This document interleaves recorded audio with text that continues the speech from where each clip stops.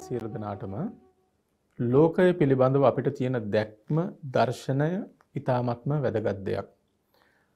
අපේ දැක්ම නිවැරදි වුණොත් තමයි අපි කරන දේවල් කියන දේවල් නිවැරදි කරගන්නට පුළුවන්කම තියෙන්නේ.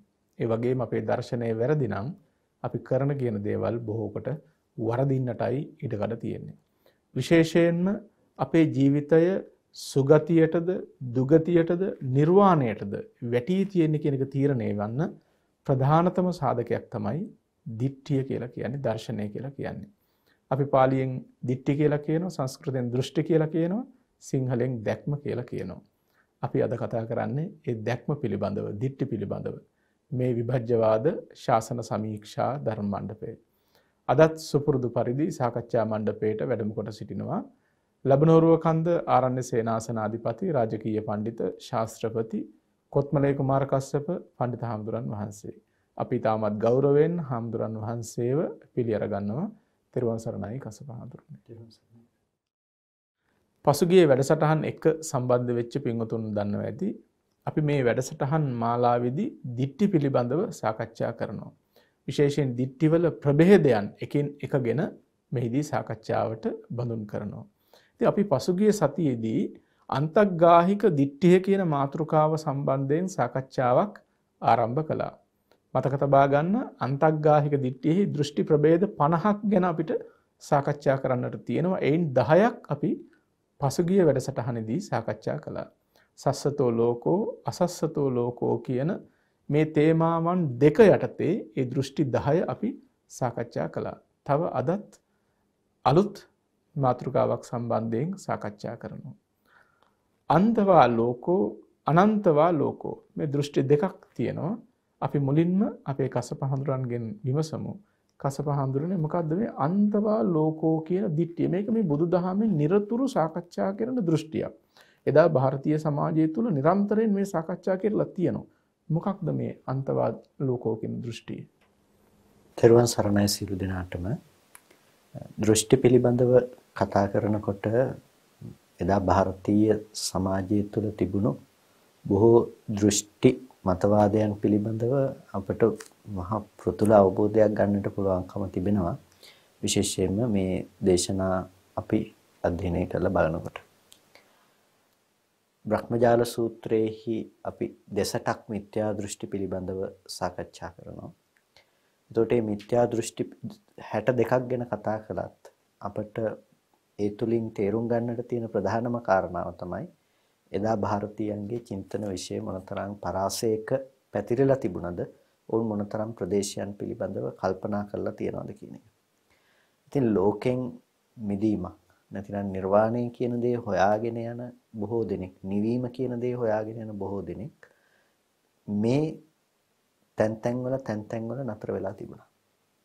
ඒ නිසාම තමයි බුදුරජාණන් වහන්සේ නමක් ලෝකෙට පහළ වීම මේ ලෝකෙට සිද්ධ වෙන මහත්ම අර්ථය සිද්ධ කරන දෙයක් කියලා කියන්නේ. ඒ කියන්නේ මෙච්චර දෘෂ්ටි මතවාදයන් වල බොහෝ දෙනෙක් හිර වෙලා හිටියේ. මේවා නිකම්ම ඇති වෙච්ච මතවාද නෙමෙයි. මේවා ඔවුන් ගොඩනගපු දර්ශනවාදයන් හුදු ආකස්මිකව නිකන් හිතු මනාපෙටම කියපුවා නෙමෙයි. සමහර වෙලාවල් වලදී බුදුරජාණන් වහන්සේ දේශනා කරලා තියෙන මේ අතම් දෘෂ්ටි ඇති උනේ මොන වගේ අවස්ථාවලද කියලා හිත වඩලා සමහර වෙලාවට නොඑක් ධාන මට්ටම් උපදවාගෙන ඒබඳු සිත දියුණු කරපු මට්ටම් වල හිටපු අයට තමයි Taman දකින දැක්ම තුලින් ඉපදුණු දෘෂ්ටි පිළිබඳව භාග්‍යතුන් වහන්සේ දේශනා කරනවා.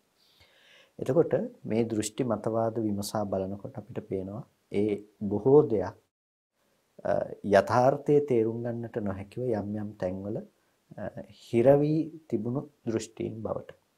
ඉතින් අන්තවා ලෝකෝති කියන එක මේ ලෝකයේ අන්තවත් කියලා ඇති කරගන්න මේ දෘෂ්ටියත් අපට තේරුම් ගන්නට වෙන්නේ ඒ ආකාරයටම තමයි. ඉතින් මෙන්න මේ අන්තග්‍රාහික දෘෂ්ටිය පිළිබඳව අපි කතා කරනකොට අපි සාස්වත සහ අසාස්වත කියන මට්ටමින් සාකච්ඡා කළා. අද අපට සාකච්ඡා කරන්නට තියෙන්නේ අන්තවා ලෝකෝති අන්තග්ගාහිකාය දිට්ඨිය. මේ ලෝකය අන්තවත් කියලා අපි ඇති කරගන්න දෘෂ්ටිය පිළිබඳව.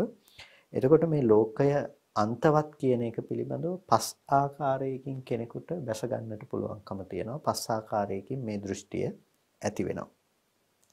අපි ටිකක් විමසලා බලමු මොකද්ද මේ දෘෂ්ටි ඇතිවන පස් ආකාරය කියලා. ඉදේකච්චෝ පරිත්තං ඕකාසං නීලකතෝ භරති. මේ ලෝකයේ යම් කිසි කෙනෙක් කසින භාවනාදී කරනකොට අපිට දකින්න පුළුවන්කම තියෙන වර්ණ කසින කියලා. ඒ කියන්නේ නොඑක් කසින භාවනාවන්ගෙදී බාහිර තියෙන නිමිත්තක් අරමුණු කරගෙන වර්ණ නිමිත්තක් හෝ බඳු නිමිත්තක් අරමුණු කරගෙන ඒ කසින භාවනාවන් සිද්ධ කරනවා. ඒතකොට දැන් නිල් පාට කසින මණ්ඩලයක් දිහා බලාගෙන ඒ නිල් පාටට හිත තබාගෙන අනෙක් සියලු නිමිති මෙනෙහි නොකොට අර නිල් පාට නිමිත්ත පිළිබඳවම සිහිය පවත්වා ගැනීමෙන් එහි පරිවටුම භාවය. ඒ කියන්නේ දැන් ඔකට ගන්නේ පුංචි රවුමක් වගේ දෙයක් මේ සකස් කරගන්න කසින මණ්ඩලය සකසා ගැනීමේදී කසින භාවනාවන් කරන අය පිළිබඳව දන්නවා. එක රවුමක් තමයි ඒ සඳහා සකස් කරගන්නේ. එතකොට මෙන්න මේ රවුම් උන නිල් පාට රෙදි කඩක් හෝ එබඳු ආකාරයකට අර මැද ඇද පළුදු පේන්නේ නැති මට්ටමකට සකස් කරගෙන ඒ දේ දිහා බලාගෙන කසින භාවනාවන් වල නිරත වෙනවා. මෙන්න මේ විදිහට කසින භාවනාවන්ගෙදී නිරත වෙන යම්කිසි කෙනෙක් නිල් පාට දිහා බලාගෙන ඔහු කසින පිරියම් කරනවා. එහෙම නැතිනම් ඒ නිමිත්ත දිහා බලාගෙන ඒ කෙනා භාවනාව දියුණු කරනවා. මෙහෙම කසින භාවනාවක් වඩනකොට කසින භාවනාවේ තියෙන ලක්ෂණය තමයි මුලින්ම පරිකර්ම කරනවා කියලා කියනවා. අර කසින නිමිත්ත කසින මණ්ඩලයේ දිහා බලාගෙන දැන් මේකට අවශේෂ කාරණා වෙනම තියෙනවා. කසින මණ්ඩලයේ සකසා ගැනීමේදී ඉඳලා මේ භාවනාවට අවශ්‍ය පරිසරය සකසා ගැනීම තැන ඉඳලා. නමුත් අපි මේ ප්‍රස්තුතයට අදාළව අපි කතා කළොත් කසින මණ්ඩලය දිහා බලාගෙන ඒ කසින නිමිත්ත උද්ග්‍රහණය කරගන්නවා. උද්ග්‍රහණය කරගන්නවා කියලා කියන්නේ උදුරා ගන්නවා. උදුරා ගන්නේ තමන්ගේ සිතෙන් ඒ කසින නිමිත්ත පිළිබඳව උද්ග්‍රහණය කරනවා. යම් කිසි විදිහකින් තමන්ට S2කින් බලාගෙන ඉන්නකොට යම් විදිහකටද ඒ නිමිත්ත දර්ශනය කරගන්නට පුළුවන්කම තිබෙන්නේ. ඒ විදිහටම S2 පියාගෙනත් ඒ නිමිත්ත ඒ විදිහටම තමන්ට අරමුණු කරගෙන පවතින්න පුළුවන් ආකාරයට ඒ නිමිත්ත හොඳින් උද්ග්‍රහණය කරගන්නවා. ඉතින් S පියාගෙන නැවත බලනවා, නැවත අප්‍රකට වුණොත් නැවත කසින මණ්ඩලයේ දිහා බලනවා. මේ විදිහට උද්ග්‍රහණය කරනවා. මේ විදිහට උද්ග්‍රහණය කරගෙන ඉන්න නිමිත්තට කියනවා උග්ඝහ නිමිත්ත කියලා. මෙන්න මේ උග්ඝහ නිමිත්ත ටිකක් රළුයි. දැන් කසින මණ්ඩලයට වැඩිය සියුම් වුණත් උද්ඝහ නිමිත්ත කියන එක රළුයි. ඊට වඩා බොහොම සියුම් නිමිත්තක් තමයි පටිභාග නිමිත්ත කියලා කියන්නේ. දැන් උද්ඝහ නිමිත්තේ තියෙන දුර්වර්ණ භාවයන් තියෙනවා නම් ඒකත් දුරු කරමින් මේ කසින භාවනාවක් සිද්ධ කරන කෙනෙකුට පටිභාග නිමිත්තක් පහළ වෙනවා. පටිභාග නිමිත්තක් කියලා කියන්නේ අර උදුරාගත් නිමිත්ත අනුසාරයෙන් තවත් මානසිකව චිත්ත ඒකාග්‍රතාවයේ ගොඩනැගීම තුළින් උපදවා ගන්න නිමිත්තක්. එතකොට අර මානසික දැඩි ඒකාග්‍රතාවයේ නිසාම අර උද්භාග නිමිත්තේ යම් අඩුපාඩු තිබුණා නම් ඒ කිසිම දෙයක් නැතුව මනසින් උපදවගත්ත පටිභාග නිමිත්ත ඊටාම ප්‍රභාස්වර නිමිත්තක් ලෙස ඔහුට දර්ශනය කරන්නට පුළුවන්කම තියෙනවා. දැන් මෙන්න මේ උපදවගත්ත ප්‍රභාස්වර කසින නිමිත්ත මේ භාවනානුයෝග්‍යයාට පතුරවන්නට පුළුවන්කම තියෙනවා. අකුලන්න පුළුවන්කම පතුරවන්න පුළුවන්කම තියෙනවා. ඉතින් මෙන්න මේ විදිහට ඒ කසින ආලෝකය නැතිනම් අපි කියවනේ අර පුංචි කසින මණ්ඩලයක් දිහා බලාගෙන රවුමක් දිහා බලාගෙනයි මේ භාවනාව කරන්න කියලා. අර ඒ විදිහට අපි උපදෝගත්ත කසින නිමිත්ත දැන් මනසින් තමයි අපි ඒක භාවිත කරන්නේ. ඒ කසින නිමිත්ත Tamanට පුළුවන් උස් පහත් කරවන්න පුළුවන්, හොලවන්න පුළුවන්. මේක දැන් මනසින් සිද්ධ කරන්නේ. අර භෞතික වස්තුවක් නෙමෙයි. දැන් භෞතික වස්තුව අදාළ නැහැ. දැන් මේක මානසිකව ඇති කරගත්ත තත්ත්වයක්. එතකොට අන්න ඒ නිමිත්ත Tamanට පුළුවන්කම තියෙනවා පතුරවන්න. ඒ වගේම හකුලවන්න පුළුවන්කම තියෙනවා. දැන් මෙතනට මෙන්න මේ දේ තමයි කසින භාවනාව කියලා කියන්නේ. මෙන්න මේ කසින භාවනාව කියනකොට පරිත්තං ඕකාසං නීලකතෝ භරති. අර නිල් පාට දිහා බලාගෙන නීල කසිනයක් වඩපු කෙනෙක් පරිත්තං ඕකාසං ඊටමත් ස්වල්ප වූ ප්‍රමාණයක කසිනයක් තමයි වඩන්නේ. ඒ කියන්නේ කසින නිමිත්ත උහුට මානසික ඒකාග්‍රතාවයේ මත පැතිරවිය හැකි ප්‍රමාණය ගොඩක් නෙමෙයි. දැන් මේක අනන්තව පතුරවන්නට පුළුවන්කම තියෙනවා. ඔහුට අප්‍රමාණව පතුරවන්නට පුළුවන්කම තියෙනවා. යම් විදිහකින් ඔහු පටන් ගත්ත ප්‍රමාණය ඊටමත් සුළු සරාව වගේ ප්‍රමාණයකින් පටන් ගත්තත් ඔහුට පුළුවන්කම තියෙනවා මේක රත චක්‍රයක් වගේ පතුරවන්නට. ඊට පස්සේ මේ තමන් ඉන්න රුක් මුල් ප්‍රමාණයට සකසන පතුරවන්නට, ඕනනම් ගාමක් ක්ෂේත්‍ර මට්ටමට පතුරවන්නට මේ මානසිකව ඇති කරගත්ත කසින භාවනාව සිද්ධ කරන කෙනෙකුට ඇතිවන තත්ත්වයක්. එතකොට මෙන්න මේ විදිහට කසින භාවනාව සිද්ධ කරන කෙනෙකුට ඔහුගේ නිමිත්ත ඔහුට තරම් පතුරවන්නට පුළුවන් කමක් නැහැ. අන්න ඒ නිසා ඒ මට්ටමේදී කියන ඔහුගේ නිමිත්ත පරිත්තයි කියලා. ඒ පරිත්තයි කියන්නේ බොහොම කෙටි එක විශාල වශයෙන් පැතිරවිය හැකි මට්ටමකට ඔහුපත් කරගෙන නැහැ. එතකොට අන්න ඒ විදිහට පරිත්ත වූ කසින නිමිත්තක් වඩනවා. තස ඒවං හෝති. අන්න ඒ කෙනාට මෙබඳු අදහසක් වෙනවා. අන්තවා අයං ලෝකෝ, මේ ලෝකයේ කියන දේ අන්තවත්, ඒ වගේම පරිවටුමෝ. මේක පිරිවැටුම් ස්වභාවයෙන් යුක්තයි. මේ ලෝකයේ කියන දේ අන්තවත්, ලෝකයේ කියන දෙයට කෙලවරක් තියෙනවා. හැබැයි මේ ලෝකය පිරිවැටුම් සහිතයි. පිරිවැටුම් කියලා කියන්නේ මේක හාත්පස ප්‍රතිමන්විතයි කියන එක. හාත්පසම ඇදපළුදු නැතුව මේක බොහොම හාත්පස පරිපූර්ණව තියෙන පිරිවැටුම් මෝදයක් හැටියට ඔහු දකිනවා. දැන් මෙන්න මේ අන්ත සංඥාවක්, ඒ කියන්නේ මේ ලෝකය අන්තවත් කියලා පවතින සංඥාවක් තියෙන්නේ මේ කෙනාට. එතකොට මෙන්න මේ සංඥාව තමයි අපි මෙතනදී තේරුම් ගන්නට ඕන. මොකද්ද මේ අන්තවා ලෝකෝති, ලෝකයේ කෙලවරක් කියලා ඔහු දැක්කේ කොහොමද කියන එක. ඔහු ලෝකයේ කෙලවරක් කියලා දැක්කේ දැන් මේ අපි අද හිතන විදිහට මේ පෘථිවි මණ්ඩලයේ තුල පවතින කෙලවරක් පිළිබඳව නෙමෙයි. එතකොට මෙතනදී ඔහුට ඇති වෙලා තියෙන්නේ ඔහු විසින් උපදවාගත්ත කසින ලෝකයේහි පවත්නා කෙලවරක් පිළිබඳව. දැන් අපි හැම වෙලාවකදීම ලෝකයේ කියන දේ ඇසුරු කරන්නේ කෙනකෙනා සංජානනය කරන මට්ටමින්. ඒ කියන්නේ විඳින හඳුනන මට්ටමින් තමයි ලෝකයේ පිළිබඳව තීරණය කරන්නේ. අපි ඕලාරික වශයෙන් රූප, ශබ්ද, ගන්ධ, රස, ස්පර්ශ කියන මේ අරමුණු පසුපස ගිහිල්ලා ඒ දේවල් පසුපස්සේ පවතින සංඥාවන් තමයි අපි නිරන්තරයෙන්ම ඇසුරු කරන්නේ. ඒ නිසා අපි කාම සහගත සංඥා මනසිකාරයේ නිරත වෙලා ඉන්නවා බොහෝ දින. අන්න ඒබඳු මනසිකාරයක ඉන්න කෙනෙකුට ලෝකය කාම ලෝකයක්. එයා බලාපොරොත්තු වෙන ලෝකේ එයාට විඳින්න තියෙන ලෝකයක්. මොනවද එයාට ලෝකෙ විඳින්න තියෙන්නේ? හොඳ ලස්සන රූප, හොඳ මිහිරි ශබ්ද, ගන්ධ, රස, ස්පර්ශ මේ දේවල් තමයි එයාට විඳින්න තියෙන්නේ. එතකොට අන්න ඒ කැමැති අකමැති ස්වභාවයෙන් යුක්ත දේවල් ඇසුරු කරන්න පුළුවන්කම ඔහුට තියෙනවා. ඒක තමයි ඔහු එබඳු සංඥාත් එක්ක. ඔහුගේ ලෝකය එබඳු ලෝකයක්. එතකොට දැන් මේ කතා කරන ලෝකය සාපේක්ෂ කරගන්නට එපා ඔබ හඳුනන ලෝකයට. ඒ කියන්නේ දැන් මෙතන අන්තවා ලෝකෝති කියලා කියන්නේ ඔබ කාම සහගත මානසිකාරයක් තුළ ඔබට හම්බෙන මේ මහ පෘථුවියයි කියන මට්ටමේ ලෝකයක් ගැන නෙමෙයි මෙතනදී මේ කතා කරලා තියෙන්නේ. ලෝකය අන්තවත් කියන තැනදී කතා කරලා තියෙන්නේ. ලෝකේ කෙලවරක් කියලා කතා කරලා තියෙන්නේ. මෙන්න මේ කියන කසින මට්ටමින් ඇති කරගත්ත ලෝකයේහි අන්තවත් භාවය පිළිබඳව. එතකොට ඔහුට ලෝකයේ අන්තවත් කියලා ඇති උනේ ඇයි? ඔහුගේ කසිනක් ක්ෂේත්‍රයේ පරිත්තයි. පරිත්ත වූ කසිනක් ක්ෂේත්‍රයේ පිළිබඳව ඔහුට ඒකේ කෙලවරක් පෙනෙනවා. ඒ කෙලවර සංඥාව ඔහුගේ ලෝකයේ අන්තවත් කියන හැඟීම තමයි තියෙන්නේ. ඒ කියන්නේ දැන් ඔහුගේ ලෝකයේ කසින ඕභාසය නැතිනම් කසින අරමුණත් එක්ක පිහිටපු දෙයක්. එතකොට එයාට ලෝකය වෙන්නේ ඔහු ඇසුරු කරන ඒ අරමුණ. හැබැයි ඒ අරමුණ බවට පත්තුන ඒ ලෝකය අන්තවත් දෙයක් බවට පත් වෙලා තියෙනවා. ඒකේ කෙලවරක් තියෙනවා.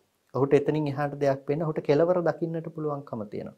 අන්න ඒ කෙනාට ඇතිවෙන දෘෂ්ටියක් තමයි මේ අන්තවා ලෝකෝති කියන මේ ලෝකය අන්තවත් කියලා ගත්ත මේ දෘෂ්ටිය. ඒකෝට දැන් අපිට පේනවා මේ දෘෂ්ටිය ඇතිවන්නට ප්‍රධානම හේතුව මේ නිකම්ම පැත්තකට වෙලා හිටපු කෙනෙකුට නෙමෙයි. මේ දෘෂ්ටිය කියන දේ ඇති වෙලා තියෙන්නේ ඔහු යම් නිර්වේදයක් හොයාගෙන ලෝකෙන් යම් මාර්ගයක ගමන් කරනකොට හැබැයි අතනින් අහු නොවිච්ච කෙනා තව තැනකින් අහු වෙලා තියෙනවා. ඒ නිසා මේ දෘෂ්ටි කියන එක හරියට මාර පාසයක්. නැතිනම් මාරයා දාපු අල්ලගන්න සත්වයන් අල්ලගන්න දාපු තොණ්ඩුවක් වගේ දෙයක් තමයි දෘෂ්ටි කියන මේ දේවල්. මේ දෘෂ්ටිය පිළිබඳව අපි බලනකොට මෙතන දකින්නට තියෙන අනෙක් විශේෂතාවය තමයි යම් පරති තං වත්තුංචේව ලෝකෝච. යමක් පතුරවනවා නම් අර කසින නිමිත්ත විදිහට යමක් පතුරවනවා නම් තං වත්තුංචේව ලෝකෝචාති. ඒකම තමයි වස්තුව. ඒ කියන්නේ ආරම්මණය බවට පත් වෙන්නේ තර පතුරවනු ලබන දෙයම තමයි. ඒ වගේම ලෝකෝච ඔහුගේ ලෝකය බවට පත් වෙන්නේත් ඒ දෙයම තමයි. ඒ කියන්නේ පතුරවනු ලබන දේ තමයි ඔහුගේ ලෝකය බවට පත් වෙන්නේ. ඒ වගේම යේන පරති දැන් අරක අපි කිව්වේ යම් පරති කියලා. ඒ කියන්නේ යමක් පතුරවනවා නම් අන්න ඒ දේ. හැබැයි යේන පරති කියනකොට යම් කිසි කෙනෙකුන් විසින් පතුරවනවා නම් දැන් මේක තමන් සහ තමන්ට අරමුණු වෙන දේ කියලා මේක අපි කතා කරොත් එහෙම සරලව අපිට කතා කරන්නට වෙන්නේ. දැන් අපි අරමුණු කරගෙන අපි පතුරවන දෙයක් තියෙන අපිට ග්‍රහණය වෙන ලෝකයක් කියලා අපිට හමු වෙන දෙයක් තියෙනවා. ඒක තමයි වස්තුව හැටියට දක්වන දේ. එතකොට යේන පරති යම් කිසි කෙනෙකු විසින් පතුරවනවා නම් ඒ නීල කසිනේ ග්‍රහණය කරගත්තේ කවුද? අන්න ඒ කෙනා සෝ අත්තාචේව අන්න ඒ කෙනා තමයි ආත්මය. ඒ කෙනා තමයි මේ තමා නැතිනම් මේ ඉන්න ආත්මය. අර දේ ග්‍රහණය කරගෙන ඉන්නේ කවුද? මේ ආත්මය තමයි ඒක ග්‍රහණය කරගෙන ඉන්නේ. එතකොට ඒ ආත්මය බවට පත් වූයේ මේක ලෝකය. එතකොට මේ කසින නිමිත්ත පතුරවන සිත තමයි ආත්මය වශයෙන් සලකන්නේ. කසින නිමිත්ත පතුරවන සිත ඔහු හඳුනාගන්නේ ඒක තමයි ආත්මය. බඳු සිත් ඇති බවම ආත්මයක් හැටියට ගන්නවා. දැන් නැවත නැවත කසිනාරම්මනේ අරමුණු කළ හැකි කියලා කියන්නේ ඒ අරමුණු කරන්නා වූ පුද්ගලයෙක් ඔහුට ආත්මයක් කියන දේ ඔහුට දැනෙනවා. එතකොට ඔහු හිතනවා මේ කසිනේ පවත්වගෙන යන්නේ ආත්මයක් නැතිනම් කෙනෙක් කියලා. ඔහුට වස්තුව එළියෙන් හම්බ වෙනවා. කසින ආරම්මනේ පරිත්තු වස්තුවක් විදිහට හම්බ වෙනවා. එතකොට ඔහු ඒක ලෝකයේ හැටියට දකිනවා. ඒක අන්තවත් ඒ ලෝකය. එතකොට ඒ අන්තවත් වූ ලෝකයේ පිළිබඳව හඳුනා ගන්නා වූ ආත්මයක් වෙනම තියෙනවායි කියලා ඒකේනා කල්පනා කරනවා. එතකොට මෙන්න මේ විදිහට මේ දේ පිළිබඳව අබිනිවේෂ පරාමාසයක් තියෙනවා නම් දැඩිව බැසගෙන සිටිනවා නම් පරාමර්ශනයක් සිද්ධ කරනවා නම් මෙන්න මේකට තමයි දිට්ඨිය කියලා කියන්නේ. එතකොට මේ අබිනිවේෂ පරාමාස දිට්ඨිය මෙතන ඊටාම බලවත්ව නැගෙන දෙයක්. මොකද කෙනකෙනාගේ ඒ බඳු වූ සංඥායත් එක් බවට පත් වුණාම උට ඒකෙන් තොර දෙයක් ඇත්තේ නැහැ. දැන් අද ඉන්න මේ කාමසහගත සංඥා මානසිකාරයේ තියෙන නානත්වය හැරුණකොට මේ එහි පිහිටා සිටීමෙහි වෙනසක් වෙලා නැහැ. ආත්ම දෘෂ්ටිය සහ පිහිටා සිටීමේ වෙනසක් වෙලා නැහැ. කියන්නේ දැන් අපි ගත්තොත් අද කාමසහගත සංඥා මානසිකාරයක හැසිරෙන ඔබට ලෝකයේ තුල අරමුණු නානත්වයක් තියෙනවා. ඒ කියන්නේ විසිරලා තියෙනවා මේ රූප, ශබ්ද, ගන්ධ, රස, ස්පර්ශ පිළිබඳව. හැබැයි ඒ දේවල් එළියේ තියෙනවා දකින්න කෙනා මේ පැත්තේ ඉන්නවා කියන එක එයාටත් එක සමානයි. මේ කෙනාටත් ඒ දේ එක සමානයි. එතකොට බලන්න මේ දෘෂ්ටි කියන දේවල් ගොඩනගෙනකොට ඒ දේවල් මොනතරම් සියුම්ම සිත් සතන් තුළ ඇසුරු වෙනවද කියන එක. ඒක එතකොට අර සාමාන්‍යයෙන් භාවනාවකින් අර අරමුණු යටපත් කිරීමෙන් පමණ දෘෂ්ටි කියන දේ යටපත් කරන්නට පුළුවන් කමක් නැත්තේ. නෑ. ඒක ඊටමත් ප්‍රඥා සම්පන්න භාවයෙන් අපි දෘෂ්ටි දුරු කළ යුතුයි මිසක සම්‍යක් දෘෂ්ටිය උත්පාදනය කර ගැනීමෙන් මිච්ඡා දිට්ඨිය දුරු කළ යුතුයි මිසක අපිට කිසි ලෙසකවත් මේක යට කරන්නට පුළුවන් කමක් නැත්තේ නෑ. මොකද ඒ යට කරන්නට ගන්න ක්‍රමවේදයන් තුලම ඇතැම් විට ඒ දෘෂ්ටි ඉස්මතුව එන නිසා. කසින පිළිබඳව ඔබට යම් දැනුමක් ඇති කර ගන්නට ඕන නම් ඒ සඳහා තියෙන හොඳම තැනක් තමයි විසුද්ධි මාර්ගය කියන්නේ. විසුද්ධි මාර්ගයේ මේ කසින වඩන්නේ කොයි ආකාරයෙන්ද කියලත් ඉතාමත්ම විස්තරාත්මකව සඳහන් කරලා තියෙනවා. ඉතින් ඔබට අපි සිහිපත් කරන්න කැමති මේ කසින වඩනවා නම් ඒ පිළිබඳව හොඳ දැනුමක් අවබෝධයක් තියෙන ගුරුවරයෙකුගේ උපදෙස් ඇතුවම වඩනවා නම් තමයි වඩාත්ම වැදගත් වෙන්නේ. එය ඔබට ඉතාමත්ම පහසුවක් වේවි. දැන් කසිනයක් වඩන්නේ නිකන් නෙමෙයිනේ හිත හදාගන්නනේ. ඒ හිත හදාගන්න කසිනයක් වඩන කෙනෙකුටත් ඒ ඔහුගේ සංඥාව අනුව ඔහුගේ ඒ කසින නිමිත්ත අනුව ඔහුට ඇති වෙන්න පුළුවන් දෘෂ්ටි පිළිබඳවයි අපි මේ සාකච්ඡා කළේ. ලෝකය අන්තවත්, ලෝකේ කෙලවරක් තියෙනවා. ඒ ඔහුගේ කසින නිමිත්තෙන් ගත්ත ඒ කසින ඒ සංඥාවට අනුව තමයි ඔහුට ඒ බඳු වූ දෘෂ්ටියක් ඇති කරගන්නේ. දැන් කස්සපහඳුරනේ මේ නීල කසිනය ගැන කතා කළේ මේ විදිහට තවත් කොහොමද ඔය ලෝකයේ අන්තවත් කියන දෘෂ්ටිය ඇති වෙන්න පුළුවන් අවස්ථාවක් තියෙන්නේ. මේ ලෝකයේ අන්තවත් කියන දෘෂ්ටිය ඇතිවීමේදී මේ කසින භාවනා මෙතනදී විශේෂත්වයක් ගන්නවා. මොකද අපි කිව්වා මේ පෘථිවිය ගැන කතා කරන එකක් නෙමෙයි කියලා. ඒ නිසාම මේ දේවල් වර්ණ කසිනත් එක්කත් අපිට කතා කරන්නට පුළුවන් දෙයක් බවට පත් වෙනවා. වගේම විශේෂයෙන් ස්වාමීන් සිහිපත් කළා මේ පිළිබඳ හොඳම මූලාශ්‍රය තමයි අපිට දකින්න පුළුවන් විසුද්ධි මාර්ගය කියලා. මේ සඳහා අපිට උපදෙස් අපේන විශිෂ්ටතම මූලාශ්‍රය කියලා. මේ කසින භාවනා කියන එක ඇතැම් වෙලාවට අපිට වර්තමානයේ තුල දකින්න පුළුවන්කම තියෙනවා. බොහොම විවේචනයන්ට තුඩු දෙනවා ඇතැම් වෙලාවකදී. මේ බුද්ධ භාෂිතය තුල බුදුරජාණන් වහන්සේ කසින අනුමත කරලා නැහැ. කසින භාවනා බුදුරජාණන් වහන්සේ ප්‍රතික්ෂේප කළා තියෙනවා. මේවා මේ බමුණන්ගේවා කියලා එතකොට කියනවා කියලා. දැන් මේ වගේ තැන් අරගෙන පවා කියන්න උත්සාහවත් වෙනවා. ඔය කියලා තියෙන්නේ මේ ඔය කසින වැරදි කියලා මිසක ත්‍රිපිටකයේ තියෙන ඔය කසින ගැන කතා කරලා තියෙන තැන්වල කසින වැරදි කියලා මිසක කියලා තියෙන්නේ කසින හරි කියන එක නෙමෙයි කියලා. ඒ බඳු මේ වැරදි මතවාදයන් ප්‍රචාරය කරනවා. ඇතැම් අය ඉස්මතු කරන්නට හදනවා මේ බමුණු මත. ඕන එකකින් කියන්නේ මේ විසුද්ධි මාර්ගය කියන්නේ බමුණු මත, බුද්ධඝෝෂ තෙරුන් වහන්සේ බමුණු මත මේකට ඇතුළත් කළා. මෙහෙම තමයි කියන්නට උත්සාහවත් වෙන්නේ. හැබැයි අපිට අංගුත්තර නිකායේ අපි අරගෙන බලනකොට ඒකක නිපාතය ආදී අරගෙන බලනකොට අපිට බුදුරජාණන් වහන්සේ දේශනා කරනවා මේ කසින භාවනා පිළිබඳව.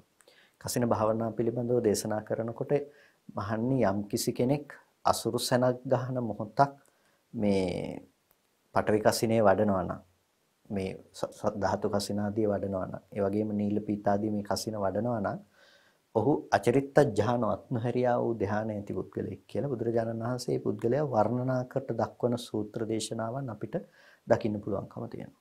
ඒ වගේම ත්‍රිපිටකයේ බොහෝ තැන්වල අපිට මේ කසින භාවනා පිළිබඳව බුදුරජාණන් වහන්සේ දේශනා කරන ආකාරය අපිට දකින්න පුළුවන්කම තියෙනවා. ඒ නිසා මේ කසින භාවනා කියන්නේ මේ බමුණන්ගේ දෙයක් නෙමෙයි. බුදුරජාණන් වහන්සේ මේ භාවනාව කියන දේ තුළින් අපි ලෝකෝත්තර ඥාන දර්ශනයට ප්‍රවිෂ්ඨ වෙන්නේ කොහොමද කියන එක අපිට පෙන්වලා දීලා තියෙනවා. ඒ කියන්නේ මේ සමත භාවනාවක් තුළින් කරන්නේ ඕනෑම සමත භාවනාවක් තුළින් කරන්නේ චිත්ත ඒකාග්‍රතාවයේ ගොඩනගා ගැනීම. දැන් ආර්ය භාවනා කරනවායි කියලා ආර්ය මෛත්‍රිය වඩනවායි කියලා සියලු සත්වයෝ සෝවාන් ඵලයෙන් නිදුක් වෙත්තා සකදාගාමී ඵලයෙන් නිරෝගී වෙත්තා කියලා මෛත්‍රිය වඩන්න ගියත් තවත් කෙනෙක් ඉඳලා නිකම්ම සියලු සත්වයෝ නිදුක් වෙත්තා නිරෝගී වෙත්තා සුවපත් වෙත්තා කියලා වඩන්න ගියත් මේකේ ආර්ය අනාර්ය බෙහෙදයක් මෙතන ඇත්තේ නෑ. මෙතන තියෙන එකම දේ තමයි ඔහු මෛත්‍රිය වඩනවා කියන එක. ඒ මෛත්‍රිය වැඩිම තුළ ඒ කෙනාගේ සිත ඒකාග්‍රගත වෙනවා මෛත්‍රී සිත තුළ. ඒක සමත භාවනාවක්. එතකොට එකක් අනාර්ය වෙලා එකක් ආර්ය වෙන්නේ මාර්ගඵල ටිකේ නම් ටික දාගත්ත පමණින්. එතකොට ඒක ආර්ය භාවනාවක් බවට පත් වෙන්නේ මේ ශාසනය ඒක කරන්න පටන් ගන්න යම් කිසි කෙනෙක් යම් දර්ශනයක් ඇතිව. බාහිර ශාසනයක කෙනෙකුට මේ දේ කරන්න පටන් ගන්නකොට ඔහුට දර්ශනයක් නැහැ. නමුත් මේ ශාසනයේ කෙනා සත්‍ය ඥානය තුළ ඔහු ලබාගෙන ඉන්න ඔහු යා යුතු මාර්ගය මොකද්ද? එතකොට ඒ කෙනා දන්නවා කසින භාවනාවක් වඩනවා නම් ඔහු කසින භාවනාව වැඩි යුත්තේ කොතනටද? කොයි තැන දක්වා එය කරගෙන යා යුතුද කියන අවබෝධය යන්න කලින් ඉඳලම යා සතුව තියෙනවා. අන්න ඒ බඳු පුද්ගලයා මේ බඳු දෘෂ්ටි ස්ථානයන්ටපත් නොවි ඒ කර්මස්ථානයේ මනවින් පුරාගෙන ඒ ප්‍රඥාවෙන් දැක්ක යුතු තැන්වල ප්‍රඥාවෙන් දකිමින් ඒ කෙනා ගමන් කරන්නට දන්නවා. දැන් උදාහරණයක් හැටියට සාමාන්‍ය කාම ලෝකේ මනසක් තියෙන කෙනෙකුට හරි අපහසුයි තමන්ගේ හිත විදර්ශනාවට නගන්න ගියාම අරමුණු වැඩි ඒවල හිත පිහිටා සිටින බව වැඩි. හැබැයි මේ මූලික දර්ශනය පුරුදු කරපු විපස්සනාව පිළිබඳ අවබෝධයක් තියෙන කෙනෙක් සමත භාවනාවක් තුළින් මේ විදිහේ කසිනයක් වැඩුවොත් එහෙම ඒ කෙනාට අර දැන් ගොඩාක් සංඥා මනසිකාර නැහැ. හැබැයි එයාට තියෙනවා දැන් කසින නිමිත්ත පිළිබඳව ඇති කරගත්ත දේ. දැන් එයාට මෙනෙහි කරන්න අර ගොඩක් නිමිති නැති නිසා එයාට තියෙන නිමිත්ත පිළිබඳ විදර්ශනාවට නගන්න ඒ කෙනාට පහසුයි. ඒ කෙනා අරක ඇතුළේ රැවටෙන්නේ නැහැ. දෘෂ්ටි වශයෙන් ඒක ඇතුළේ කිඳා බැසීමකට ලක් නොවි. එයා දන්නවා එතන විදර්ශනා කරලා නිර්වාණය කරා ගමන් කරන්නේ කොහොමද කියලා. ඒ නිසා ප්‍රථම ධානයේ උපදවගත්ත ප්‍රථම ධාන සිත විදර්ශනා කළ නිවන් දකින්න පුළුවන්කම තියෙනවා. ඒ නිසා මේ ශාසනය ආර්ය ධාන කියලා කතා කරන්නේ ඒ මාර්ගසිත හා සංප්‍රයුක්ත වන ධාන මිසක වෙනත් දෙයක් ගැන නෙමෙයි. එතන තියෙන ප්‍රඥාව නිසායි ඒක ආර්ය ධානාර්යද කියලා තියෙන්නේ. මේ වගේ දෘෂ්ටීන්ට ඉඩ නොතබන බව නිසා. නිසා කසින භාවනා කියලා බුදුරජාණන් වහන්සේ අනුමත කළ කසින භාවනාවන් කිසිම විදිහකින් බමුණන්ගේ භාවනා බවට පත් වෙන්නේ නැහැ. මොකද ඒ තුල මේ දෘෂ්ටි ඇසුර නොවන තැනකට තමයි බුදුරජාණන් වහන්සේ ධර්ම දේශනා කළා තියෙන්නේ. අනිත් ඒක අසබලන්න දැන් මේ කසින භාවනා බුදුරජාණන් වහන්සේ පහළ වෙන්න කලිනුත් තිබිච්ච දේවල්. ඒ කසින භාවනාව විතරක් නෙමෙයි මෛත්‍රී භාවනාවත් ඊට කලින් තිබිච්ච දේවල්. පැහැදිලිවම ඒක මේ අනිත් එක බුද්ධඝෝෂ තෙරුන් වහන්සේ කොහේ හරි තිබිලා මේ උන්වහන්සේ Hindu දහම අදාහගෙන ඉඳලා මෙහෙම ඇවිල්ලා මේක ඇතුළට එබ්බුවා හැම නෙමෙයි. මේක බුදුරජාණන් වහන්සේ දේශනා කළ දෙයක්. ඒක මේ Hindu දහමෙන් ආනයනය කළ දෙයක් නෙමෙයි.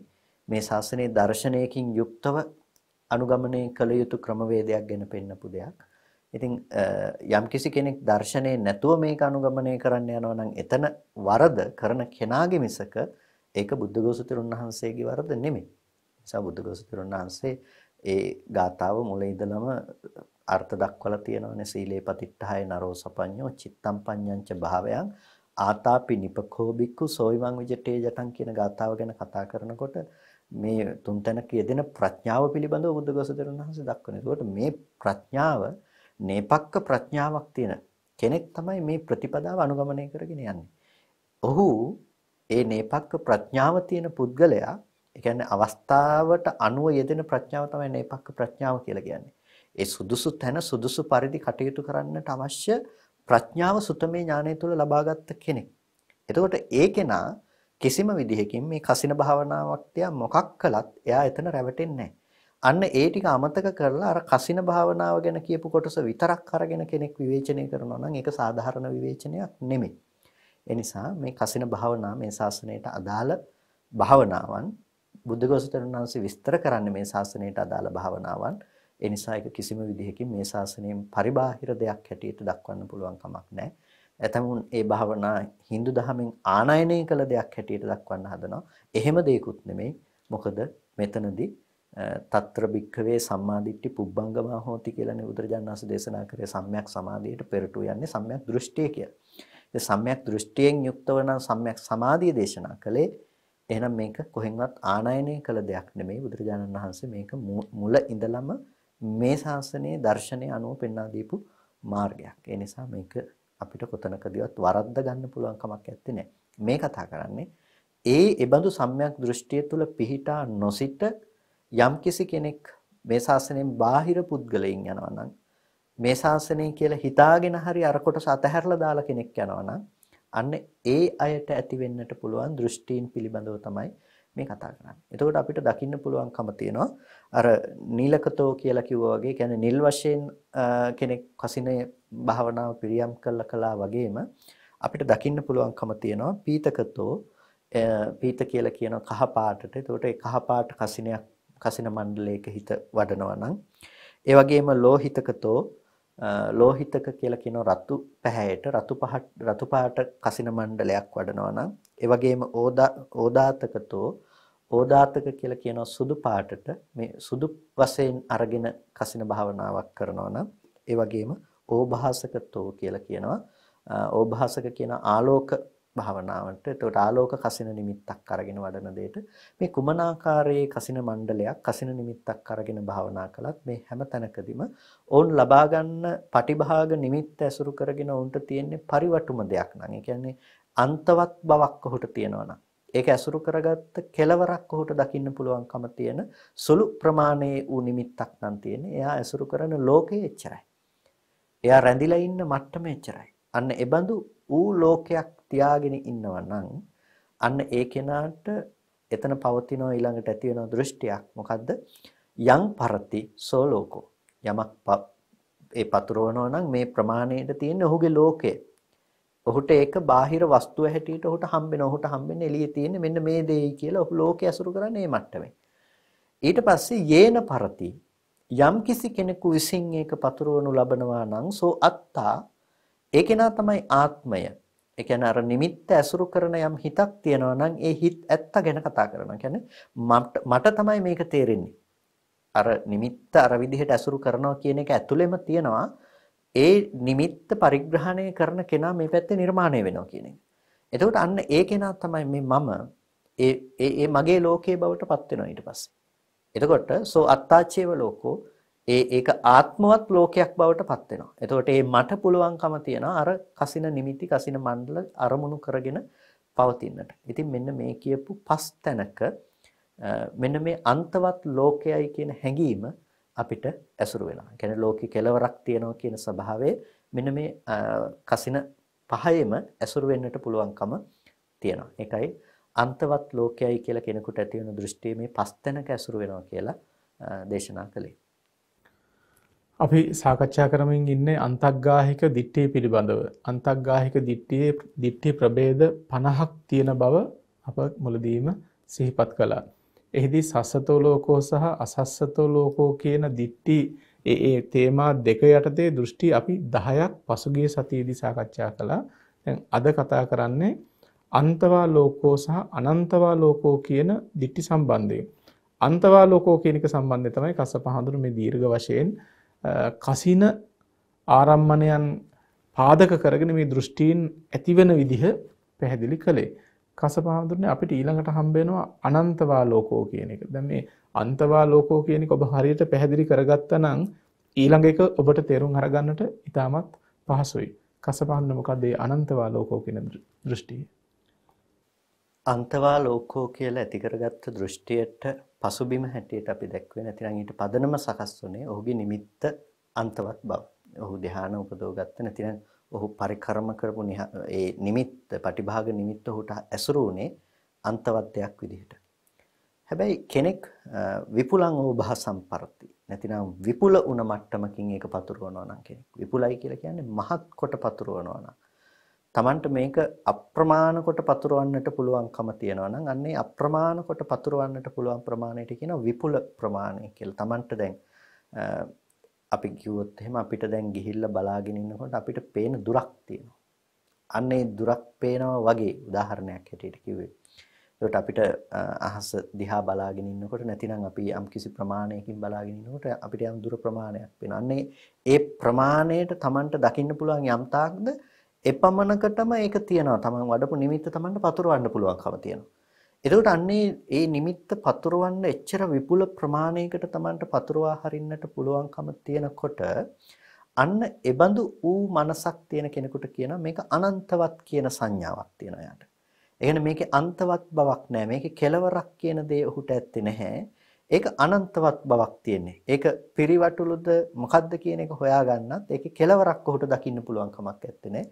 ඔහුට ඒ ආලෝකය නැතිනම් ඔහු ඇති කරගත්ත නීලක වශයෙන් හරි එහෙමත් නැතිනම් පීතක වශයෙන් හරි ලෝහිතක වශයෙන් හරි ඕදාතක වශයෙන් හරි එහෙමත් නැතිනම් ඕභාසක වශයෙන් හෝ ඇති කරගත්ත ඒ නිමිත්තක ප්‍රමාණය හැම තැනකම පැතිරී පවතින දෙයක් ලෙසයි ඔහුට දැනෙන්නේ. ඔහු ඇසුරු කරන්නේ එබඳු මට්ටමක දෙයක්. එබඳු මට්ටමක දෙයක් ඇසුරු කරනකොට ඔහුට ඔහුගේ ලෝකය විපුලයි. පැතිරිච්ච දෙයක්. එයාට තියෙන අනන්තවත් ලෝකයක්. අන්න ඒ කෙනාට තමයි අනන්තවා ලෝකෝති. ලෝකේ අනන්තවත් කියන මේ අන්තග්‍රාහික දෘෂ්ටිය ඇති වෙන්නේ. එතකොට ඒ ලෝකය අනන්තවත් කියලා ඇති කරගත්ත අන්තග්‍රාහික දෘෂ්ටිය තියෙනකොට සම්පූර්ණම එයාගේ ලෝකයේ බවට පත් වෙලා තියෙන අර අනන්ත දර්ශනය. එයා ලෝකය හඳුනාගත්ත අනන්ත දර්ශනය. එතකොට යම් පරති යමක් පතුරවනවා නම් තං වත්තුංචේව ලෝකෝච ඒක වස්තුව බවට පත් වෙනවා. ඒ කියන්නේ ඒක ආරම්මණයේ බවටත් පත් වෙනවා. ඒක ඔහුගේ ලෝකයේ බවටත් පත් වෙනවා. ඒ වගේම යේන පරති ඒක පතුරවන්නේ අනන්තවත් කොට දැනගත්තේ කවුද? ඒක ඒ දැනගත්ත හිතක් තිබුණා නම් ඒක පැතුරවපු හිතක් තිබුණා නම් අන්න ඒ කෙනා ඒ පුද්ගලයා කියලා ගත්තකම සෝ අත්තා ඒ කෙනා තමයි කෙනා. ඒ තමයි පුද්ගලයා. ඒ තමයි පුද්ගලයා වෙනකොට ඒ පුද්ගල බවින් යුක්ත ලෝකයේ හුට නිර්මාණය වෙලා තියෙනවා. එතකොට සෝ අත්තාචේව ලෝකෝච කියලා කියනවා. ඒක ඔහුගේ ආත්මය සහ ලෝකයේ බවට පත් වෙනවා. එතකොට ඔහුගේ ලෝකයේ අනන්තවත් ලෝකයක් එක්ක. එතකොට අපිට පේනවා මේ ලෝකය කියන දේ ලෝක ප්‍රඥප්තිය කියන දේ වුන් පනවගන්නේ ඔහු ලෝකයේ පිළිබඳව හඳුනන ආකාරයෙන් මිසක කවදාවත් බාහිර ලෝකයක පැවැත්ම අනුව ගිහිල්ලා ඇති කරගන්න දෙයක් නෙමෙයි මේ ඇති කරගත්ත අන්තවත් ලෝකයේ සහ අනන්තවත් ලෝකයේ කියන දේ. සංඥාවගේ තියෙන නානත්වයේ අනුව දෘෂ්ටීන්ගේ නානත්වයේ ඇති වෙන හැටි ඔබට තේරුම් අරගන්නට ඉතාමත්ම හොඳ පැහැදිලි කිරීමක්. දැන් මේ පැහැදිලි කිරීම අහගෙන ඉන්නකොට ටිකක් කල්පනා කරලා බලන්න මේ හිත හදාගන්න උත්සාහවත් වෙන අයටත් කොච්චරනම් දෘෂ්ටි හටගන්නට පුළුවන්කම තියනවද? හැබැයි දැන් අපි කතා කරන්නේ ඒ කසින කියන තත්වයෙන් නෙමෙයි. මේ දැන් කතා කරන්න හදන දෘෂ්ටිය ඔබේ මනසෙහිත් තියෙන්නට පුළුවන්. ඔබට ඉතාමත් සමීප දෙයක් සම්බන්ධයෙන් තමයි දැන් ඊළඟට අපි සාකච්ඡා කරන්නට යන්නේ. තං ජීවං තං ශරීරං අඤ්ඤං ජීවං අඤ්ඤං ශරීරං කියලා දෘෂ්ටි ප්‍රභේද දෙකක් බුදුරජාණන් වහන්සේ මේ අන්තග්‍රාහික දිට්ඨියේදී පෙන්නනවා. කස්සපාදර මොකද්ද මේ තං ජීවං තං ශරීරං? ජීවයත් එයයි ශරීරයත් එයයි. කියන මොකද්ද මේ දෘෂ්ටිය? ජීවය කියන දේ අපි හඳුනා ගන්නකොට ජීවය කියන දේ අපි පණ කියලා කියනවා. මේ පණ තියෙනවා, සත්තු තියෙනවා, ගස් කොළන් වල ජීවය තියෙනවා. මේ විදිහට අපි ඇති කර ගන්නවා. එතකොට මේ ජීවය කියලා කියන්නේ වෙන මොකකටවත් නෙමෙයි මේ අපි ආත්මය කියලා ගත්ත දෙයකට. ඒකයි අර ගොඩක් වෙලාවට අපි සඳහන් කරන්නේ මේ අපි පණ තියනවා කියලා ඔය කියන්නේ මේ ආත්මය කියන දේ වහගන්න කියන වචනයක් කියන එක. මේ පුද්ගලයා නැතිනම් මේ ආත්මවත් කෙනෙක් ඉන්නවා කියන එක වහගැනීමට අපි කියනවා පණ තියනවා කියලා. එතකොට මෙන්න මේ ජීවය කියන දේ ඔහු හඳුනා ගන්නවා. එතකොට යම් කිසි කෙනෙකුට දෘෂ්ටියක් තියෙනවා තන් ජීවං තන් ශරීරං. යමක් ජීවයේ බවට පත් වෙනවා නම් නැතිනම් ඒ ජීවය වන දෙම තන් ශරීරං ඒකම තමයි ශරීරය කියලා ඇති වෙනවා. එතකොට මෙතන ශරීරය කියනකොට ඒක කයක් විදිහටම මේ රූපී භවෙන්ම නොදකිය යුතුයි එතනදී ශරීර කියනකොට. මොකද මෙතනදී ශරීර කියන වචනය තුලින් ඇති කරගත්ත තමායයි Tamanට ග්‍රහණය වෙන ස්වභාවය තමයි මෙතනදී අරමුණු කරන්නේ. අන්න ඒ නිසා මේ දෘෂ්ටියේ යෙදෙන ආකාර පහක් පිළිබඳව දක්වනවා. ඒ කියන්නේ තං ජීවං තං ශරීරන්ති කියලා මේ ඇති කරගන්න අන්තග්‍රාහික දෘෂ්ටිය ඇතිවන තැන් පහක් පිළිබඳව දේශනා කරනවා. එතකොට මේ තැන් පහ මොකද්ද? රූපං ජීවංචේව ශරීරංච. රූපය කියන එක ජීවංචේව ශරීරංච. රූපය කියන එක ජීවය වෙනවා ඒකම ශරීරයේ බවටත් පත් වෙනවා. ඔනතෙන් තමන් හඳුනාගත්ත දේ ඒ රූපය ඒක ජීවය සහ ශරීරය. දැන් තමන්ට තමන් දිහා බලනකොට තමන්ට පේනවා මේ තමයි මම. මේ තමයි කෙනා, මේ තමයි පුද්ගලයා. ඒකම තමයි ජීවය. මේකටම තමයි පණ තියෙන්නේ. මේකම තමයි අපිට විඳින්න පුළුවන්කම තියෙන්නේ. මේ ඉන්නේ කෙනා. අපි මේ පිළිබඳවම කතා කළා. අත්තානුදිට්ඨිය සහ සක්කාය දිට්ඨිය පිළිබඳව කතා කරනකොටත් රූපං අත්තතෝ සමනුපස්සති කියන එක වගේම දෙයක් මේ කතා කරන්නේ එකම. ඒ කියන්නේ රූපයම ආත්මවත් කොට හිතනවා කියන එකම. ඒකට මෙතනදී ඇති කරගන්න දේ තමයි එයාට මේ ජීවය කියන දේ සහ මේ ශරීරය කියන දේ මේකම එකක් හැටියට එයාට වැටහෙන්නෙම මේකම තමයි කෙනා, මේකම තමයි මම කියලා.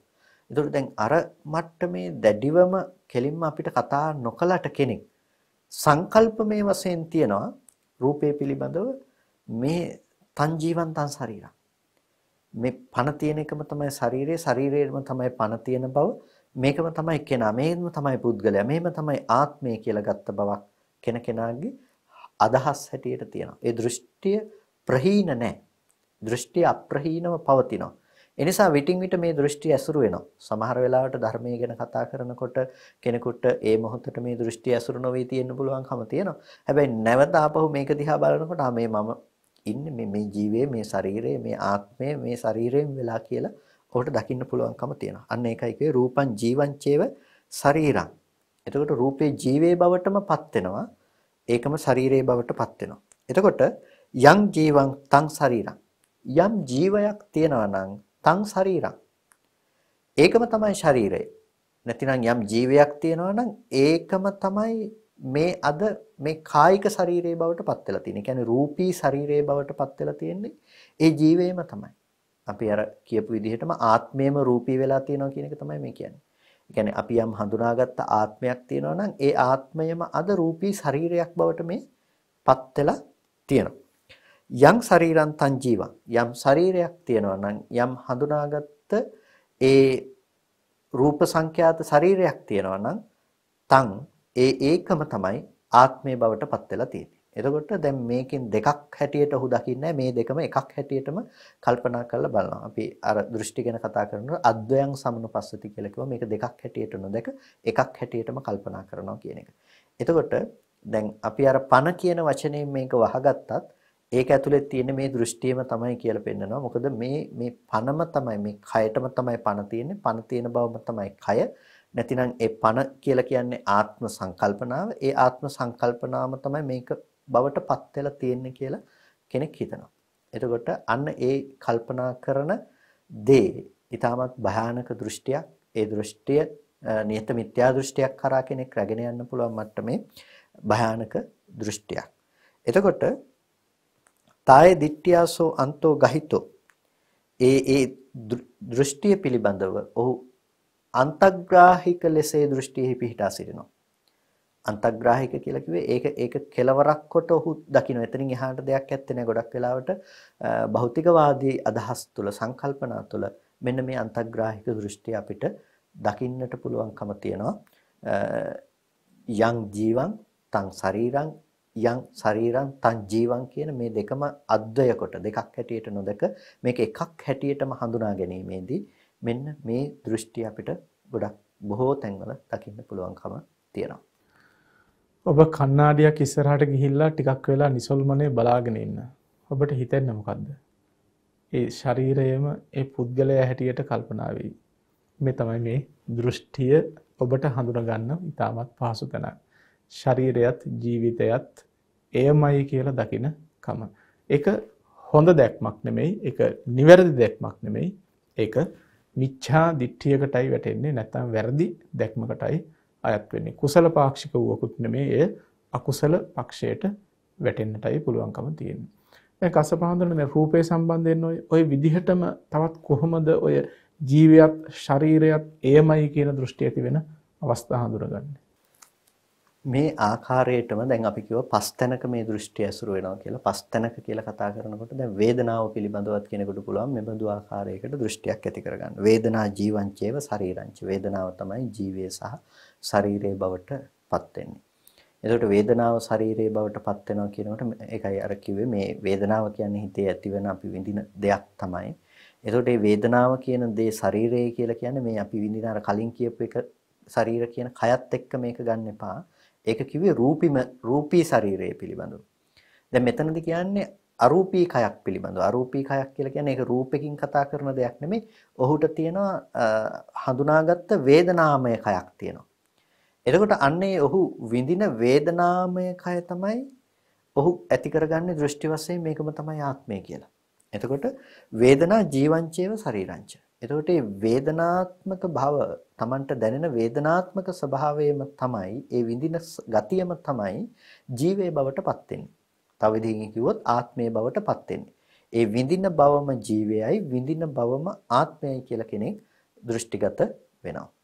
ඒ වගේම තමයි හඳුනන බවම ජීවයයි හඳුනන බවම ආත්මයයි කියලා කෙනෙක් දෘෂ්ටිගත වෙනවා. එතකොට අර සංඥා භාවනා ආදී දේවල් තුළ අපිට මේක දකින්න පුළුවන්කම තියෙනවා. ඒ බඳු දෘෂ්ටීන්ට අර කසින භාවනාවන්ගෙදී අපි කතා කළා වගේම ඒ ධානා මට්ටම් වලදී හෝ ඒ බඳු ඌ සංඥා මනසිකාරයත් එක් බවට පත් වෙනකොට දැන් ආකාශය අනන්තයි කියලා සංඥාවක් වඩලා කෙනෙක් ඒ බඳු සංඥාත් එක් බවට පත් වෙනවා. එතකොට අන්න ඒ වගේ ඒ බඳු සංඥාත් එක්කොට තමයි තමන්ව හම්බ වෙන්නේ. එතකොට තමාවයි එබඳු සංඥාවයි දෙකක් හැටියට ඔහුට පේන්නේ නැහැ. ඒ දෙකම එකක් හැටියට ඔහු හංගිනවා. එතකොට අන්න ඒ තැන්වල ඔවුන්ට ඇති වෙන දෘෂ්ටි. දැන් මේක අද අපිට බාහිර රූපත් එක්ක අපි අසුරු කරන තැනකදී කෙනෙකුට මේක නොතේරෙන්න පුළුවන්. හැබැයි ඒ කෙනාට අර විදිහේ ධාන අසුරු කරන්න පටන් ගන්නකොට එබඳු තැන ඔහුට පවතිනවා එබඳු ඌ දෘෂ්ටියක්. එතකොට ඒ විදිහටම සංස්කාරය පිළිබඳවත් ඇති වෙන දෘෂ්ටියක්. ඒකම තමයි ජීවය, ඒකම තමයි චේතනාවම තමයි ජීවය, ඒකම තමයි ශරීරය කියලා කියන්නේ. ඒ වගේම විඥානය පිළිබඳවත් ඇති වෙනවා. ඒකම තමයි ජීවය, ඒකම තමයි ශරීරය කියලා. එතකොට ශරීරය කියලා කිව්වේ ඒකම තමයි තමන් කියලා ග්‍රහණය කරගන්න විඥාන ශරීරය. විඥාන ශරීරය කියන එක වර්ධවා ගන්න එපා මේ කයට සාපේක්ෂ කරලා. ඒක කියන්නේ බදු ස්වභාවය කියන දේ. එතකොට ඒ වේදනා සංඥා සංඛාර විඥාන කියන ස්කන්ධ ටික අර රූපය ගැන කතා කළා වගේම ඒකම ආත්මය කොට හිතනකම ඒකම ජීවය කොට සහ ඒකම ආත්මය කොට හිතනකම තියෙනකොට අන්න ඒක තමයි මෙතනදී පස් ආකාරයකින් කතා කරන අන්තග්‍රාහික දෘෂ්ටිය බවට පත් වෙන්නේ. මේ පස්තන ඇසුරු කරගෙන තමයි ඒ දෘෂ්ටිය වර්ධනයට ලක් වෙන්නේ. ඒ පස්තන ඇසුරු කරගෙන තමයි මේ දෘෂ්ටිය පවතින්නේ. රූපය හෝ ආශ්‍රය කරගෙන එහෙම නැත්නම් චිත්ත චෛතසික හෝ ආශ්‍රය කරගෙන ජීවයත් ශරීරයත් එයයි කියලා යම් වැරදි අදහසක් ඇති වෙනවා නම් අන්නේ වැරදි අදහස පිළිබඳවයි මේ විග්‍රහ කළේ. බලන්න බුදුරජාණන් වහන්සේ මේ මිනිසුන්ගේ මේ සත්වයන්ගේ සිත්වල ස්වභාවය මේවයි හටගන්නා වැරදි දෘෂ්ටීන් පිළිබඳව කොයි තරම්නම් පැහැදිලි කරලා තියෙනවද, අපිට කොච්චරනම් තේරුම් අරගන්න දේවල් තියෙනවද. දැන් ඇතැම් වෙලාවට කෙනෙක් බණ භාවනා කරන්න ගියාම යම්කිසි භාවනා අත්දැකීමක් ආවම ඊටාම ඉක්මනින් රැවටෙනවා. දැන් සෝතාපට්ටි ඵලයට හෝපත් වෙන්නේ නැති නැත්නම් යම්කිසි මාර්ග ඵලයකටපත් වෙන්නේ නැති කියලා රැවටෙනවා. හැබැයි ඔබ හොඳින් තේරුම් අරගන්න මේ දෘෂ්ටි කියන එක සෙලවිලාවක් නැහැ. ඒ නිසා යම්කිසි භාවනාවෙන් ලබන අත්දැකීමක් නෙමෙයි, හුදු අත්දැකීමක් නෙමෙයි මේ මාර්ගඵලයන් කියලා කියන්නේ. මේ දෘෂ්ටි ප්‍රහාණය වෙන්නට ඕන, ක්ලේශ ධර්මයන් ප්‍රහාණය වෙන්නට ඕනේ. කරන්න ගොඩාක් දේවල් තියෙනවා. අපිට තේරුම් අරගන්නට විශාල ප්‍රමාණයක් තියෙනවා. ඉතින් මේවා එකින් එක හරියට තේරුම් අරගෙන මේ භාවනා මාර්ගයේ වැඩුවොත් තමයි අපිට නිසි ඵල නෙලා ගන්නට පුළුවන්කම තියෙන්නේ. එහෙම නැතුව කුමක් හෝ කරගෙන යනකොට ඊටාම ඉක්මනින් අපිට මාර්ගඵලයක් හිසට කඩාගෙන වැටෙනවා. එහෙම නෙමෙයි. ඉතින් අපිට ගොඩක් වෙලාවට දකින්න හම්බ වෙනවනේ දැන් විශේෂයෙන් අන්තර්ජාලය වගේ දේවල් දිහා බලනකොට දවස් 7න් සෝතාපට්ටි ඵලයටපත් වෙනවා. ලක්ෂයක් දෙකක් දෙන්න. ඉතින් මේ වගේ මේ ධර්මය විනාශ කිරීම සඳහා මේ උත්තරීතර නිර්වාණගාමී මාර්ගය පිළිබඳව බෞද්ධයන්ගේ පැහැදීම නැති කිරීම සඳහා ඒ වගේම වෙනත් මුදල් උපයා ගැනීමේ අවශ්‍යතාවයන් සඳහා එතන විතර දේශපාලනික අවශ්‍යතාවයන් සඳහා මේ විවිධ පැතිකඩ වලින් මේ බුදුසසුන කෙලෙසමින් පවතින යුගයක ඔබ ඔබේ නිවන් මඟ පැහැදිලි කරගන්නට බොහොම ශූර විය යුතුයි, බොහොම නිපුණ විය යුතුයි. නිවැරදි තැන් හොයාගෙන නිවැරදි ක්‍රමය අනුගමනය කරමිනි මේ සසර ගෙවා ගන්නට සිද්ධ වෙන්නේ. දැන් අපි කතා කරේ තන් ජීවං තන් ශරීරං කියන දෘෂ්ටිය පිළිබඳවනේ. ජීවයත් එයයි ශරීරයත් එයයි කියන එක. දැන් ඊළඟට අපිට හම්බ වෙනවා අඤ්ඤං ජීවං අඤ්ඤං ශරීරං. ජීවය අනිකක් ශරීරය අනිකක් කියලා මේ තව දෘෂ්ටියක්. කසපහඳුනේ මොකද්ද මේක? මේ දෘෂ්ටියත් ඇත්තටම මේ බොහොම අද බොහෝ විට දකින්න පුළුවන් දෘෂ්ටියක්. අඤ්ඤං ජීවං අඤ්ඤං ශරීරං කියන එක ජීවය අනිකක් ශරීරය අනිකක් කියලා දකින්න එක. ඒක අපි අර කලින් කතා කළ අන්තග්‍රාහික දෘෂ්ටි පහ වගේම අපිට මේකත් කතා කරන්න පුළුවන් මේ පස්තන. ඒ කියන්නේ රූපේ පිළිබඳව කතා කරනකොටත් අපිට මේක කතා කරන්නට පුළුවන්කම තියෙනවා. අඤ්ඤං ජීවං.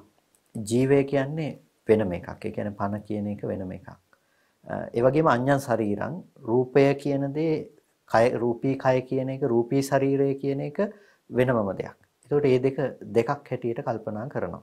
අපි අත්තානු දිට්ඨිය පිළිබඳව කතා කරනකොට කතා කළා තවත් කරුණු තුනක් පිළිබඳව. අන්න ඒ තුන තමයි මෙතනදී ප්‍රධාන වශයෙන් මේකට ඇතුළත් වෙන්නේ. ඒ ඔහු හඳුනා ගන්නවා ආත්මය කියලා වෙනම එකක් හඳුනා ගන්නවා. ඒ වගේම රූපී කය කියන එක රූපේ පැත්තෙන් අපි කතා කළොත් රූපී භව කියන එක වෙනම එකක් හැටියට හඳුනා ගන්නවා. අන්න ඒ බඳු දෘෂ්ටියක් මත පිහිටලා තමයි ඔහු කටයුතු කරන්නේ. ඒ නිසා අර පණ කියන එක අපි කියන පණ ගියා කියලා. කය තියෙනවා පණ ගියා. ඒකට පණ වෙන කොහෙට හරි ගිහිල්ලා. අපි මීට පෙරත් සඳහන් කරලා තියෙනවා දැන් අර මලගිය ප්‍රාණකාරයා මේ ඉන්නවා ඒ ගෙවල් වටේට බලාගෙන ඉන්නවා. ගන්ධබ්බ කියන අවස්ථාව හෝ ඒ ප්‍රාණකාරයා ඉන්නවා. එතකොට මේ ප්‍රාණකාරයා පින් බලාපොරොත්තුෙන් ඇවිල්ලා ඉන්නවා. එහෙම නැතිනම් ඒ ප්‍රාණකාරයා කියන තැන ඉඳලා අපි කතා කරනවා. එතකොට ඒ තමයි අපේ තියෙන ආත්ම දෘෂ්ටිය කියන එක. ඒ දේවල් තුළ අපි බලාපොරොත්තු වෙන අපි හිතේ අදහස් කරගෙන ඉන්න ආත්ම දෘෂ්ටිය තමයි ඒක. එතකොට ඒක තමයි ජීවය කියලා හඳුන්වන්නේ අන්න ඒකට. එතකොට ශරීරය කියලා හඳුන්වන්නේ. ඒක තමයි අරගෙන ගිහිල්ලා අර වල දාලා දාන්නේ. එතකොට ඔහු රූපයේ තුලින් දකින්න ඒ ශරීරය ඒක ජීවේ නෙමෙයි.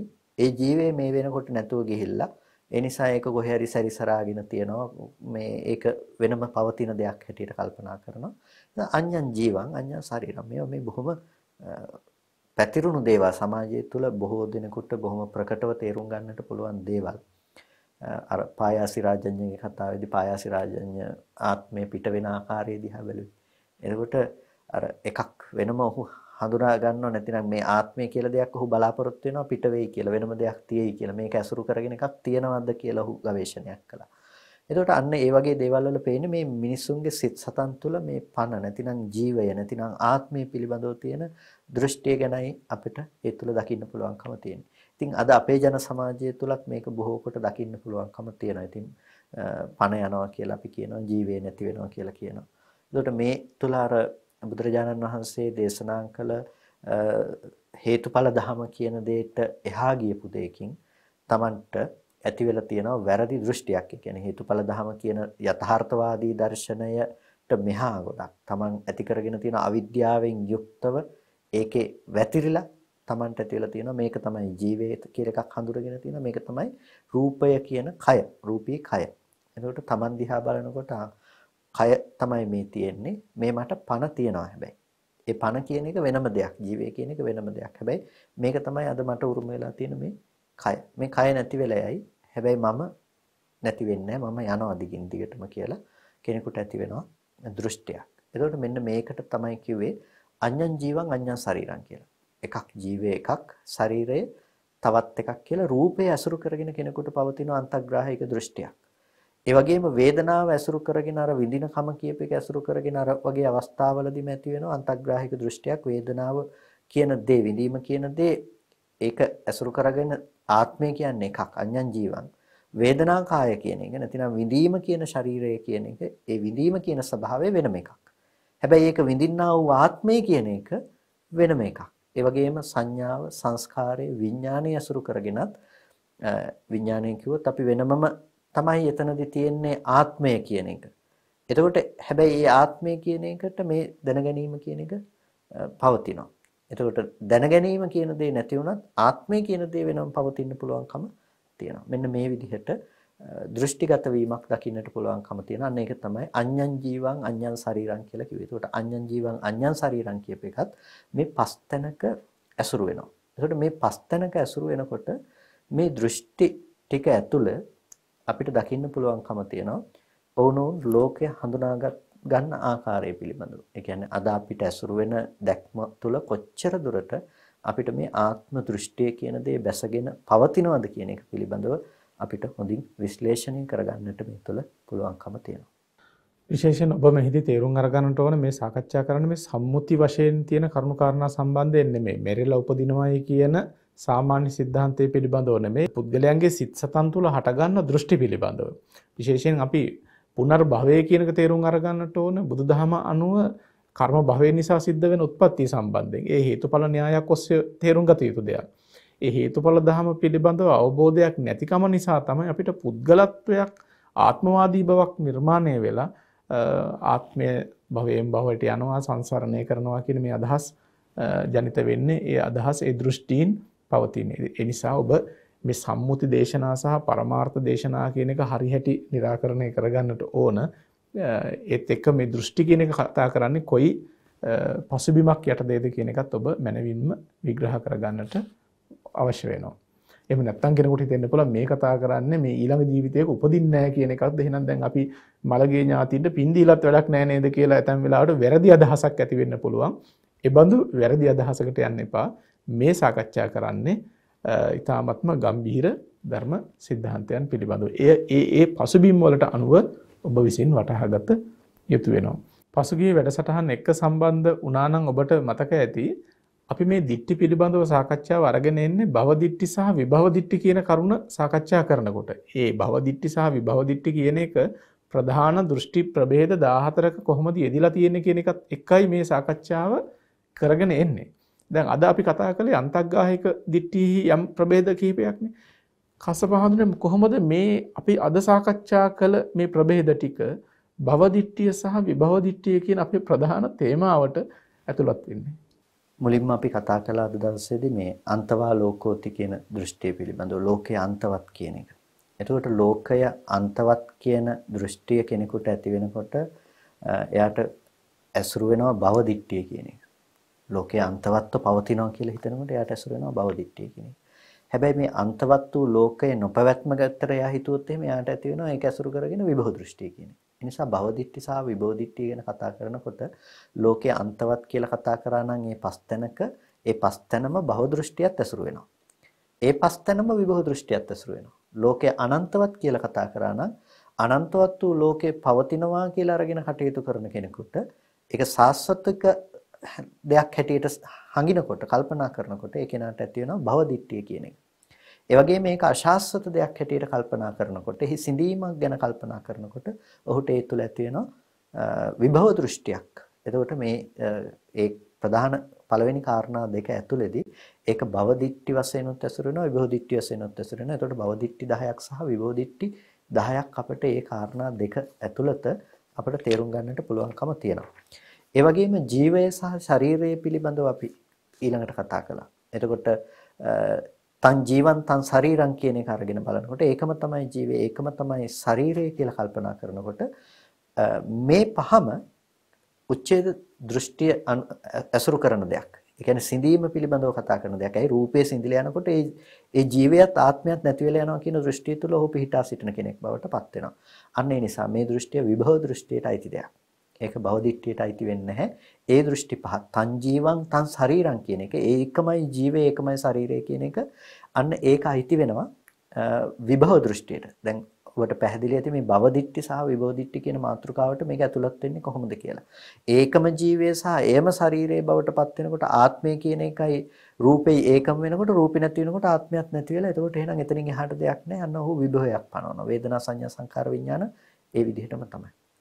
හැබැයි අඤ්ඤං ජීවං අඤ්ඤං ශරීරං කියනකොට ජීවය එකක් ශරීරය තව එකක් කියලා දකිනකොට අන්න ඒ කෙනාට එතන ඇසුරු වෙන්නේ භවදිට්ඨිය. මොකද ඔහුට ලෝකේ පැවැත්ම සහ ඔහු ආත්මයේ උච්ඡේදයක් පිළිබඳව වෙනම පනවන්නේ නැහැ. අන්න ඒ නිසා එතන ඇසුරු වෙනවා භවදිට්ඨිය. එතකොට එතනදී භවදිට්ඨියට පහකුත් විභවදිට්ඨියට පහකුත් විදිහට තමයි ඒ කාරණා දෙක බෙදී යන්නේ මේ අද දවසේ දෘෂ්ටි කතාව තුළ. බුදුරජාණන් වහන්සේ දිට්ඨි පිළිබඳව දේශනා කළේ දිට්ඨි කාන්තාරයක් කියලා. ඉතින් කවදද මේ කාන්තාරයෙන් එතරට යන්නේ? බුදුදහම ලැබිච්ච වෙලාවේ, මනුෂ්‍ය ජීවිතය ලැබිච්ච වෙලාවේ අප්‍රමාදීව කටයුතු කරගන්න. ධර්මානුධර්ම ප්‍රතිපත්තිය යෙදෙන්න, මනමින් ධර්මය අවබෝධ කරගන්න. මේ දිට්ඨි කියන කාන්තාරයෙන් ඈතර වෙලා ලෞතුරු ශාන්තිය සාක්ෂාත් කරගන්නට අප්‍රමාදීවම කටයුතු සිද්ධ කරගන්න. ඉතින් ඔබට ඔබේ නිවන් මගට කිසියම් අත්වැලක් වේවි මේ ධර්ම සාකච්ඡාව. ඒ හොඳින් තේරුම් අරගන්නට උත්සාහවත් වෙන්න.